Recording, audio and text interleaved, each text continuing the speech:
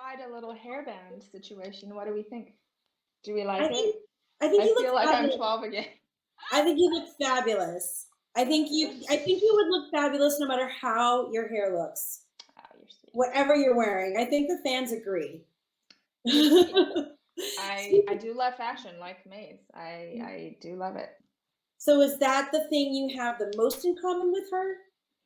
Oh no, we have so much more, but I would say our shoe collection, yes. Our love of fashion, yes. Our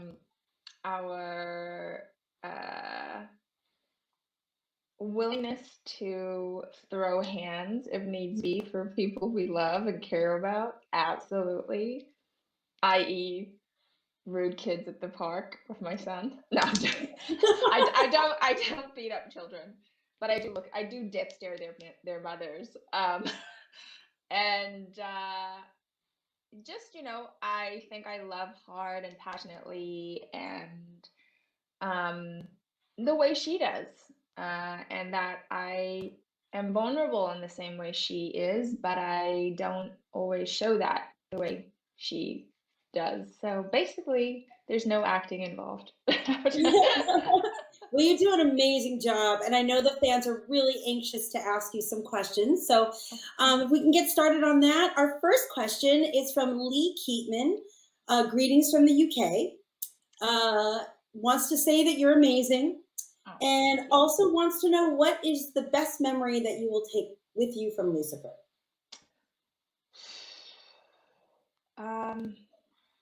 I have so many, Lee, and thank you for that question.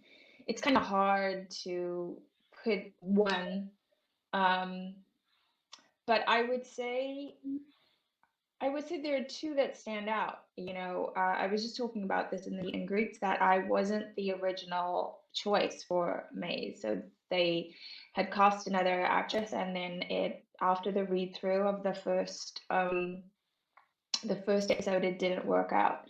And I got the call that they wanted to reinstate my deal and that they wanted me to play Maze. And that was, a life changer, but I didn't know how big of a life changer it was until our show got canceled. And you guys all created this groundswell of support and essentially saved our show. And those are two moments where I just on both of those occasions, I couldn't believe what was happening, but I was so grateful. So, yeah. I can't even imagine anyone else playing Mazikeen but you. Like you perfect for her. I think I've grown with her. So I've grown to understand her. And, I think in the first season, the first few episodes, we were certainly trying to like find our tone and where, is she more otherworldly from hell? How much vulnerability do I really want to show with her? Like, it was challenging in a lot of ways, but I've grown to understand her to the point where she feels like a second skin. So I definitely feel when we end our show, I'm going to be losing a part of me and leaving her on the Warner Brothers lot. She will always be a part of you. May She, she live forever. that's right. Well, I know if for me and all of your fans, we would want her to live forever through you. So, okay, our next question is from Heba152. Actually, her name is Raina. Hi, Raina. What was the most intriguing episode of Lucifer to shoot, and what were your favorite moments on set? Love from Morocco. Morocco, my African sister, yes. One of my favorite episodes was the one you saw in the first half of 5A, which was the noir episode. For obvious reasons, I got to play my mother in this crazy period world of our show, and talking differently and wearing those gowns and walking differently. It was just so much fun, and getting to sing with Tom. It was our first Lucifer and Lilith, not Maze, moment. But I really enjoyed getting into the skin of Lilith and finding her. And the second question, I think, was like, what's my favorite memory? What was your favorite moment from set? Moment. Favorite moment. Ugh, gosh. Again, it's really hard. I have a lot of great memories of, on the show. Um, I'll tell you a funny moment, which was in season 1, episode 3. I got married in the middle of that episode. So I finished work on Tuesday. I flew from LA to Bennington, Vermont on Thursday. I got married on Saturday. I flew back to Vancouver on Sunday so I could go and beat up DB on Monday. So it was like, I do see your husband, bye, gonna go into the space and fight them. It was one of those crazy, like my wedding, it will always be tied into this, like, what? How did this even work out? Yeah, it was funny. Did you plan your wedding before you knew what your filming schedule was, or was it just worked out with your timing? I mean, we certainly had planned the month, and then we had to work with production, and obviously they gave me like a week and a bit, but this is Hollywood, the show must go on. I was just grateful that I got to have that time with my friends from around the world, and that my husband is an actor too, so he was very understanding that I had to go and lick some other guy's face. Yeah, after I did. That's good, he's understanding.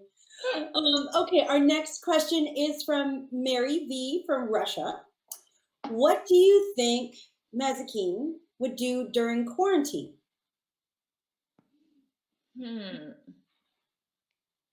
Binge watch crime mystery. I don't know. Every like serial killer crime mystery. I don't know. What would she be doing? Probably working out the way I did, training, always keeping the skills like ready to go. She's got to come out of. She would have come out of quarantine like a phoenix rising from the ashes, just ready to be debaucherous and get into some fights and drink with her friends. So. But did you have weapon skills before you started the show, or did you train for that? No, I learned how to use the karambits for the show. I really do thank Dan Rizzuto, who was our choreographer in season 1, who, the karambit is a Filipino weapon, and it is curved with the inside of it being sharp as well as the outside. And when he started moving with it, it was just like, it was so beautiful. It was like little butterfly, like silver butterflies. And he said this has never really been used on TV, rarely in film. So it would be cool because it's like an extension of your hands. Like you could flip it and hook someone on this side while you're stabbing someone on this side, Very brutal too, which I loved because Maze was such a brute. But no, I took them home. I would play, I'd be walking around the house, and my husband's like, get away. And yeah, knives has become my thing now. I actually am wearing a little knife pin, and it's called Cut a Bitch is the name of this pin. Nice. Oh, that's awesome. Very, very nice. You look like a natural, so you can't tell on this side that you didn't know how to use them before. All right, our next question is from Tiger Lily 248. What is the best piece of advice you've ever received, and what inspires you?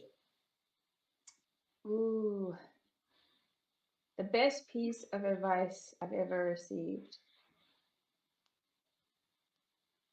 Live in the reach. And what I mean by that is, sometimes people won't understand what motivates you in life, be it your family, be it your career, be it social causes that you think about or care about. But live in the reach. Always live to reach for that thing that you want. And no matter how many times the world will say no, society will say no, you keep going. I wouldn't be where I am if I'd listened to the world, if I didn't live in the reach, if I didn't. I'm a girl who was born in Cape Town into a country that saw me as less than because of the color of my skin. There's no way you could have told that little girl one day you're going to be in, we're living in America, working in Hollywood, that your silly sense of humor and your tomboy skills are going to actually feed into this incredible career and this craft that you will eventually find at the age of 27, late in life by acting standards. And so live in the reach. That's beautiful advice, and it's beautiful. I think that's definitely a mantra we should all live by. Okay, next question is from ORD Becky from Sweden. Hi. What is your favorite behind the scenes moment? Favorite behind the scenes moment. Ooh, It's moments, and it's always it's always before they yell cut, when they're allowing us to ad lib some funny stuff, or there's one scene. Actually, this might be my favorite. There is one scene in season 6, episode, I'm not going to tell you because then you guys are going to try and find it. But there is one scene. I'll say it's towards the tail end. And it is so funny. And they allowed me to do just some crazy, if you want to see, like, it's kind of like the summation or like a reflection of my sense of humor. It's very dirty. It's really funny. And I had a lot of fun filming it. But I can't tell you because then I'm gonna ruin it. I know I suck. No, that's okay. No spoilers. I know we're all anxiously awaiting for more episodes. So we'll wait. And maybe when that comes up, then you can. I'll say it. I'll tweet it. I'll tweet the screenshot. You'll know exactly. Well, we will make sure to look out for that. Okay, Lulu from Canada wants to know, what projects do you have coming up? I'm in the process of selling and pitching a project. Well, selling, I should say, a project that has been a passion project for me. And I've been sitting on it for about 6 years, for about as long as Lucifer has been around. So there are many things in the works right now in terms of other shows and other auditions. Again, I can't say too much. I signed things like NDAs, which forbid me from doing this, but there are many pokers in many fires. But I will say you will see me producing projects and telling stories that are meaningful to me, to the world, to women, to people of color. And so I'm excited about that start to my journey being creative in that space. Well, I know we're all excited to see what you come up with. I know we all can't wait for that. So, okay, so a few people have mentioned how amazing of a singer you are, and they want to know who are your musical influences and how did you get started singing? How did I get started? Well, music is a big part of my childhood, my life now. My son, so my grandmother could sing, my father can sing. I inherited that from them, and my son actually, we think, has got that same gene, and I'm so happy because he harmonizes with me. I always, when I was younger, I said I wanted to either be like a social worker, or I wanted to be Whitney Houston, and I used to pretend with a hairbrush in front of my mirror to be her. And I always wished I had like that really like powerful voice. But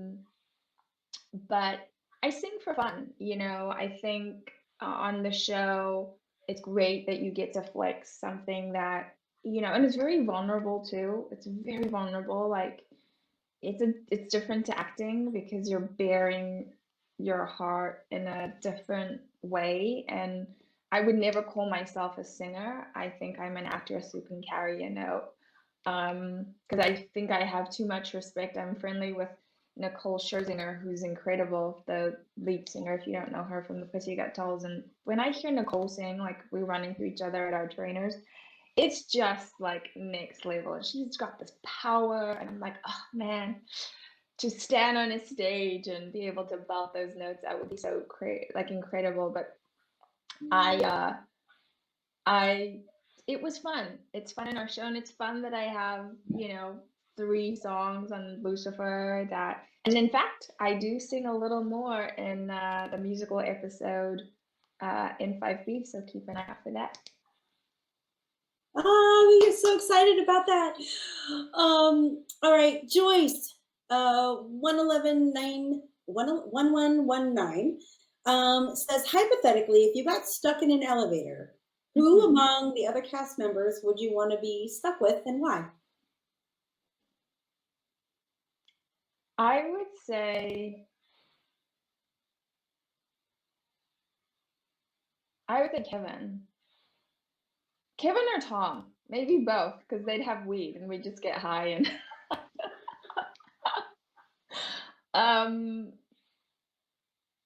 maybe Kevin and Trix. Scarlett. Let's see. I feel like Amenadiel would be too. He would be too like in his head. Rach might be freaking out a bit, even though she's the therapist. Lauren probably would too. Amy would not stop talking, so it would have to not. I think maybe, I don't know, maybe Tom or Kevin. Yeah, because we just, wait, we'd sing. That's what we would do. Kevin can play the guitar, we'd sing. That sounds like a fun time in an elevator. Okay, the next question is from Mary. She says her mom is also from Cape Town and wants to know, what do you miss the most about being there? Oh, my gosh, so many things. Definitely my family and my friends, obviously, but there is a blood love you have for that country, for that continent, and especially for Cape Town. Like, it wasn't until my husband went there and met my family that he really understood me.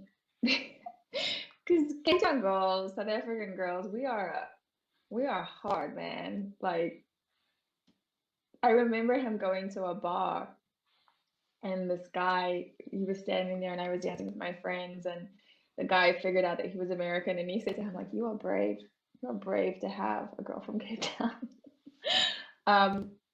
But it's like the language, the views. Nothing beats Table Mountain, the beaches, the sense of community, the sense of humor. I mean, it is a country that has been through so much, but we've never lost our sense of humor at all, even in the most tragic instances. And I think that's probably the same for people around the world when countries and people have gone through hardships.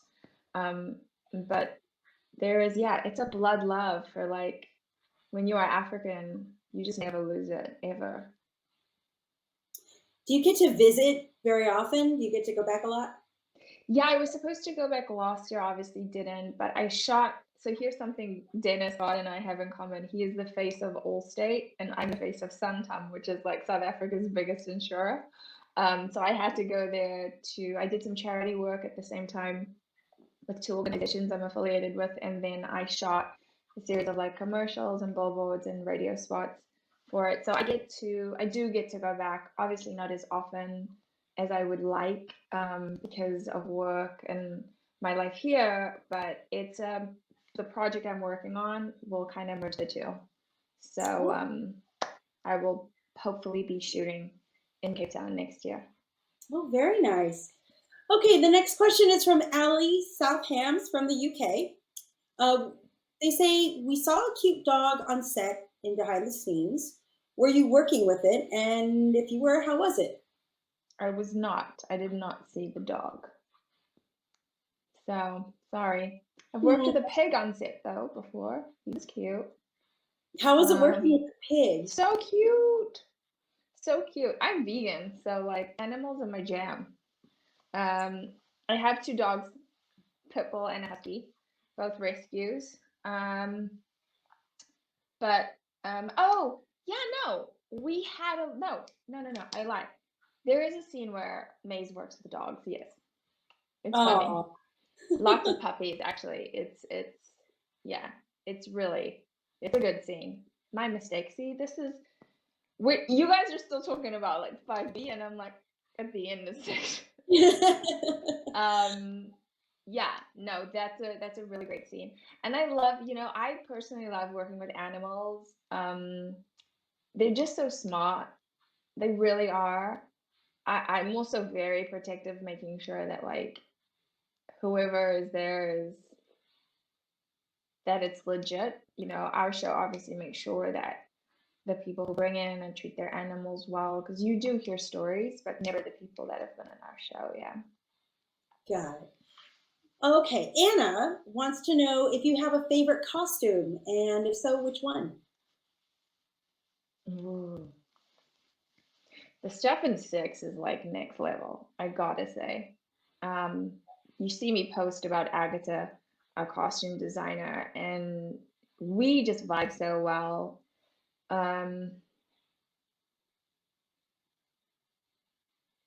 There's 2. One is a dress, one is this unitard kind of. It's just interesting. I mean, I wear bone and leather and just weird jewelry.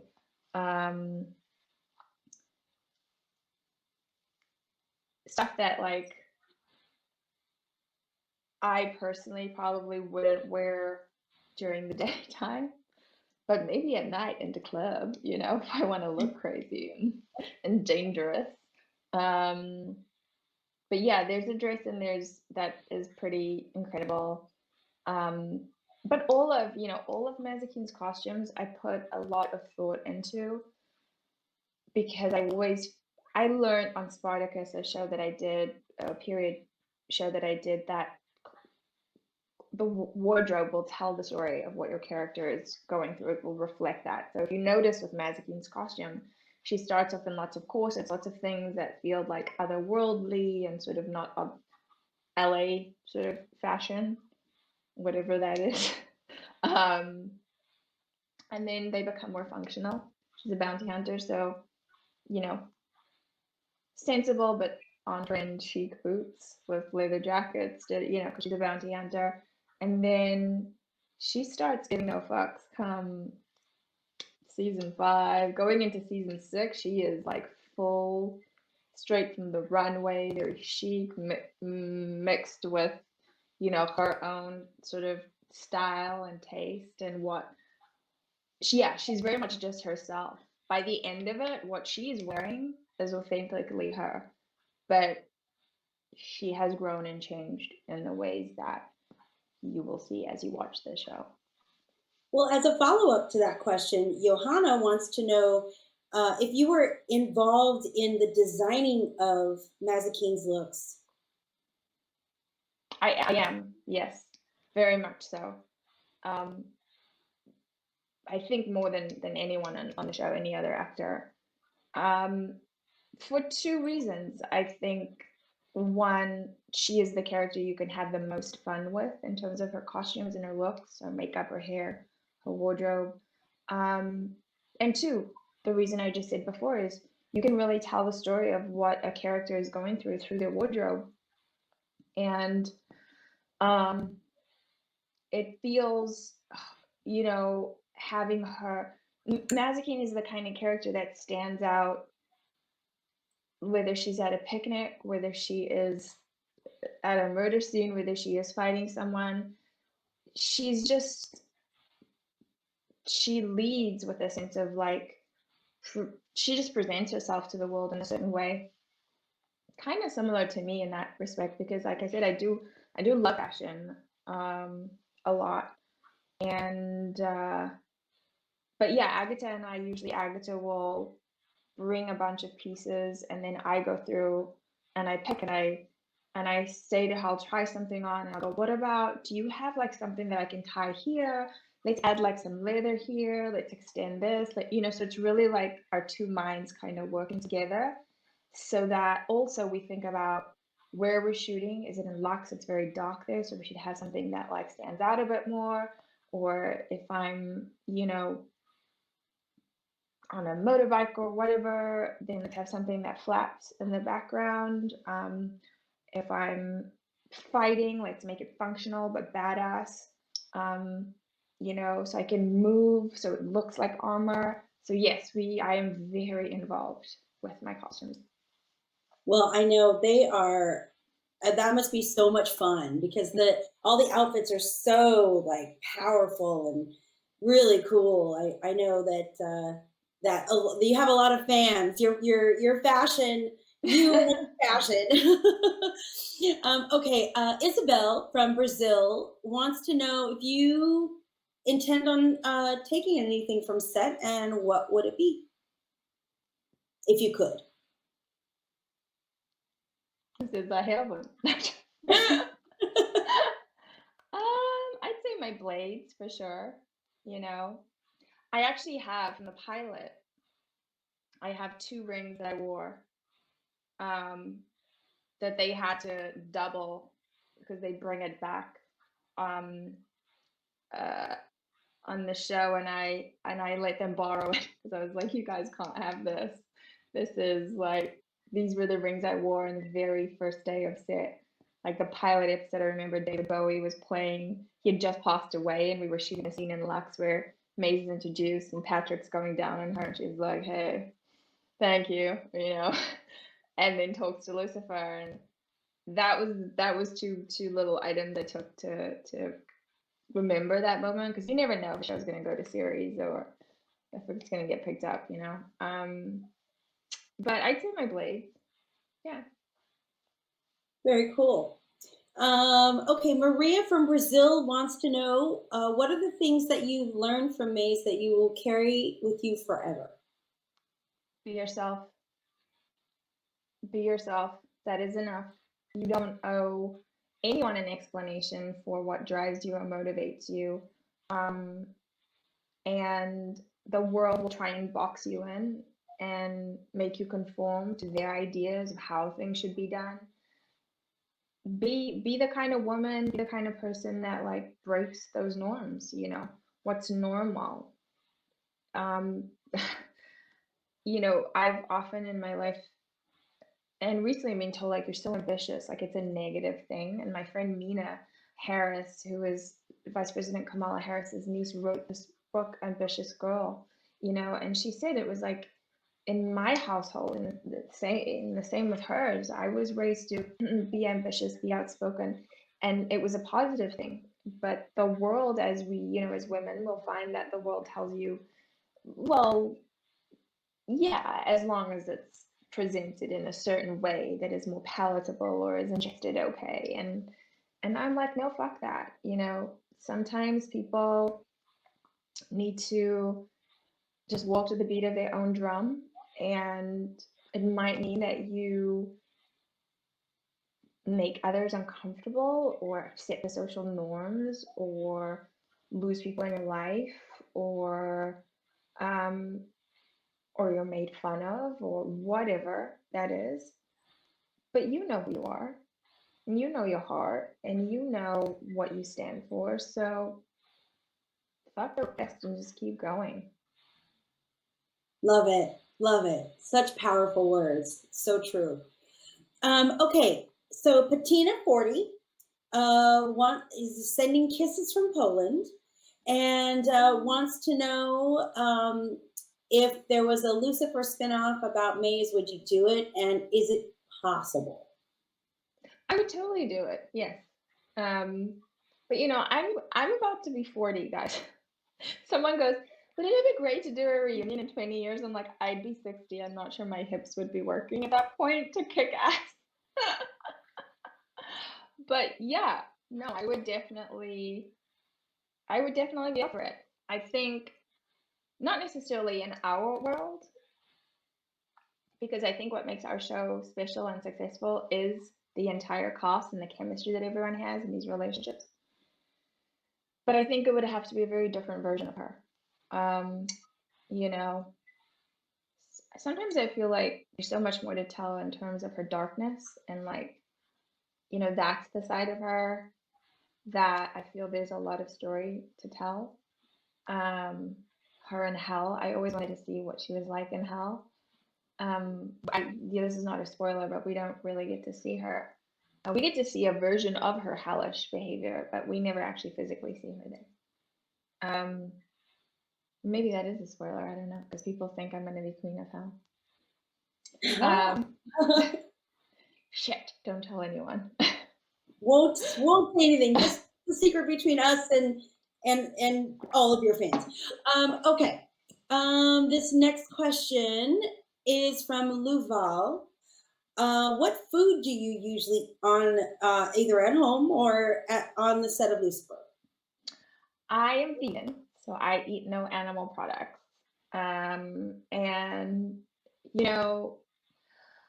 it's people have this weird idea that vegan food isn't yummy. It's the most delicious thing, and I cook. I love to cook. I cook all different kinds of cuisines. I have so many cookbooks. My husband is the proud recipient of my experiments in the kitchen, and my son. And I have a very diverse palate. Like I love to try different, cuisines and say from different countries, different textures, different tastes. But it's usually like 80% vegetables and then some kind of grain, quinoa or millet or buckwheat. But I'm not, as much as I love healthy food, I'm not a foodie. Like I eat because if I didn't, I would die. Like I don't dream about food the way some people wake up and they're like, oh, I just want pancakes. It's not really my jam.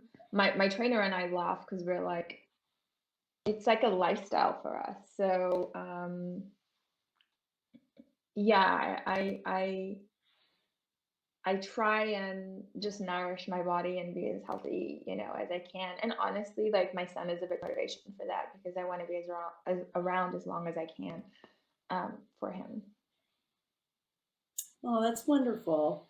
Although now I'm hungry, so Yeah. Okay. I'll tell you what I'm snacking on. So this is a protein puff, right? Vegan, and it is made of brown rice,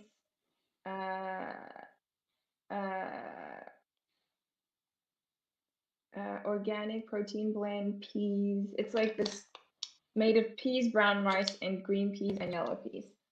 But they're like chips. They're like a chip. So if I want, that's like a naughty food for me. Like I shouldn't be eating it. Food. Well, that sounds really. Where do you get it? Erewhon, the most expensive grocery store in the history of the land. If you live in LA, you know. Yes, absolutely. Okay, next question. Did you have a role model or inspiration in your life, and who is it? Growing up,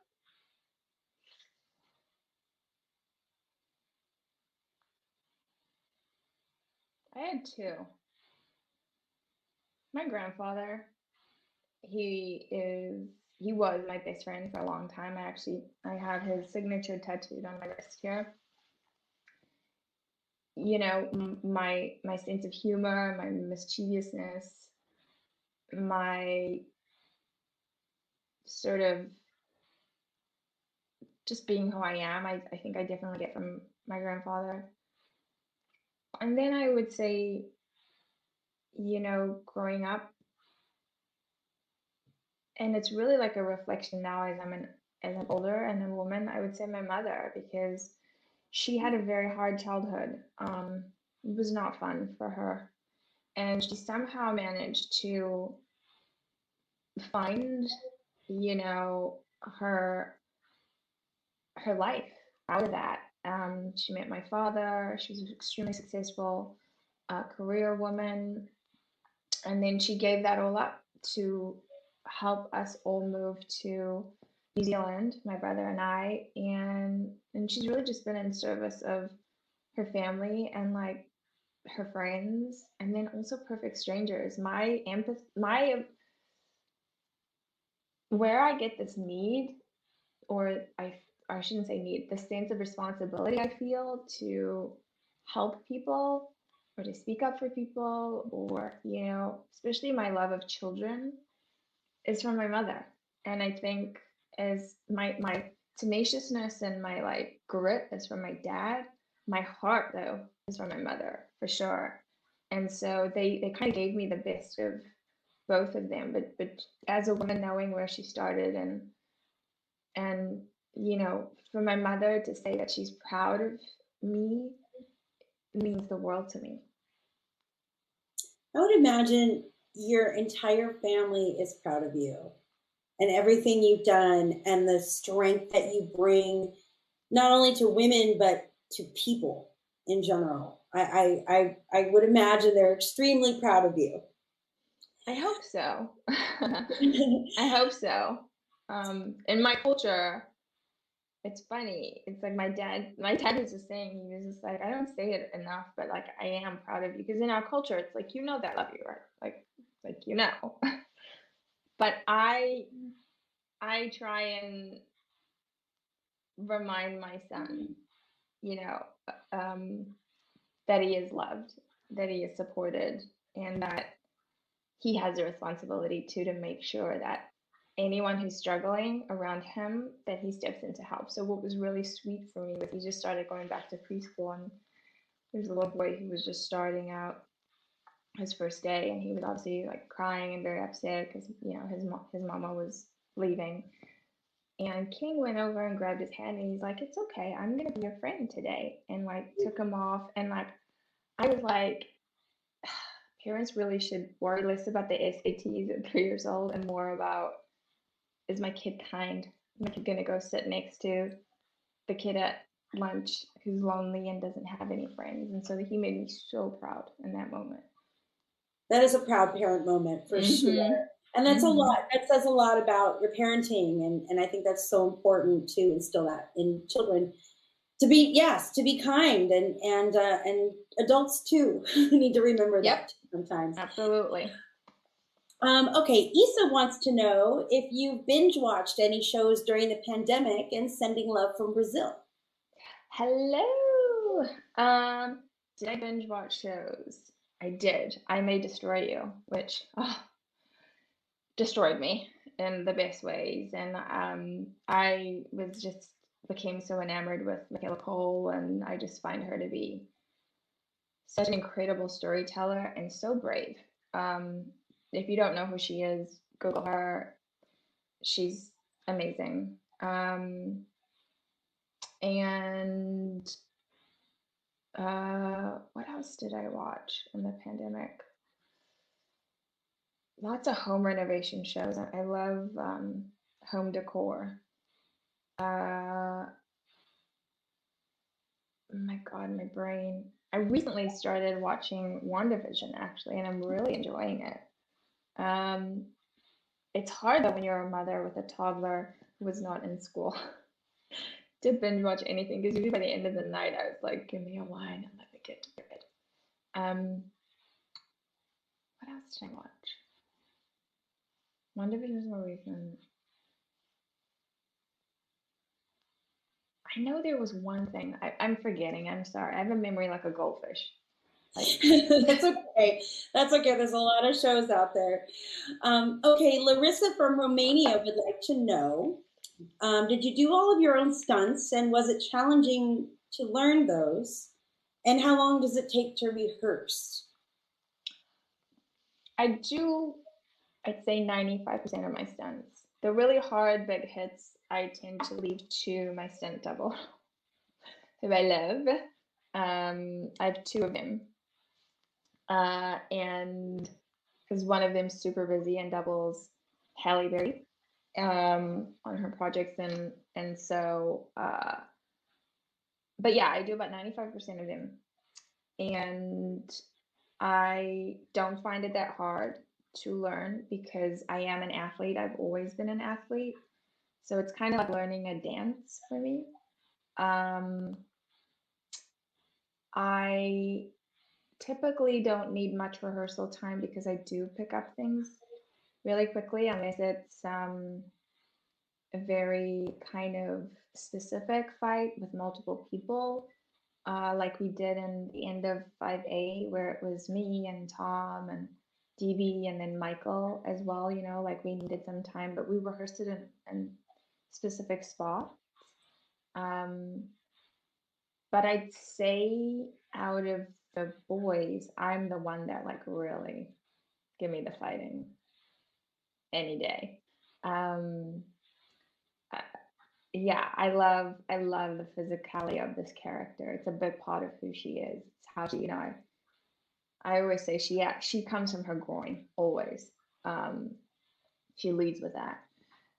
So yeah, I typically would maybe run through it with a choreographer and our coordinator um, day before. Sometimes because of time, it's been day of where I learn something, which is not always great. But what I try and do then is go home and learn the fight and rehearse it so that I give the director as many usable takes as possible. And what I mean is that I know it so well that they never really have to use my double, so that whether I'm like flying through frame, um, it's always my face, so you can see it's like, oh, that's actually her doing it. Yeah. Wow. Okay. Sophia wants to know what song, like if Mazikeen had a theme song, what would it be?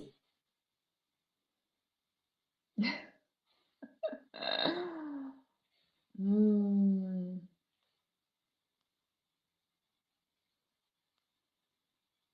what would it be?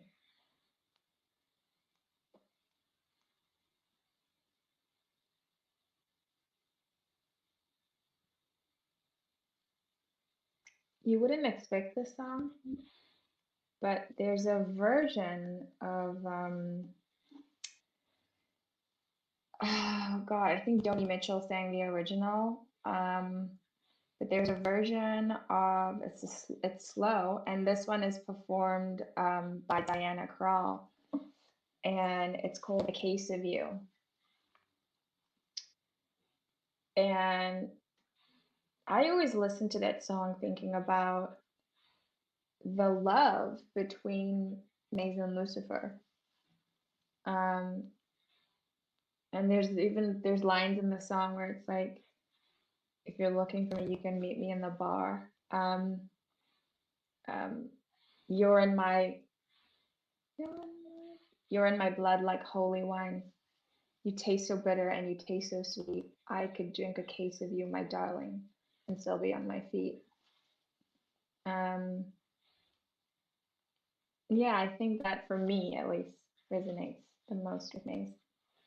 God, that's a good answer. That's a Because good I answer. know, because it's like, and this is where I say, like, would I do another show with Maze? Yes, because I feel like we were introduced to these two as just they're best friends. They come from hell, like, but we never really like saw that journey, like we never really explored how they got to that point. And even then with our show where they're pulled and tethered and and but there's a deep love, a deep understanding, a deep respect. They are those friends that call each other out on their shit. They're those friends who fight, but they always make up. They always are there in the moments that they truly, truly need each other. And you will see that in season 6. Well, we are looking forward to it. Uh, Lesley, we're out of time. You're incredible. I know on behalf of your fans, we're sending you love and we will follow you, follow your career, and support you always. Thank you so much for being here today. Thank you so much. And thank you to you guys in the virtual world for supporting us and, like tweeting with us. And I love your fan theories. I love your interactions with me on social media. I love when we agree. I love when we don't agree. And that's what makes, this fandom so special is that you know, we come from all different walks of life, and we've found this community with a little old TV show about video vol. So thank you so much for all your support. All right, guys.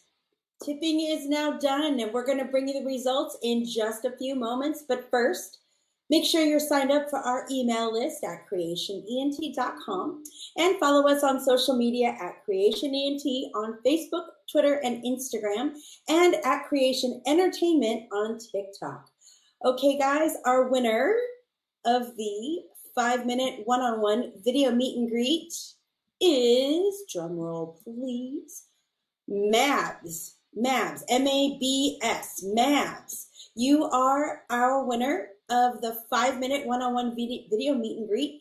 But hang out. So we're going to send you the link in your email address, but just make sure you hang out in this chat, the Stage It chat, just in case we have an issue getting you your link.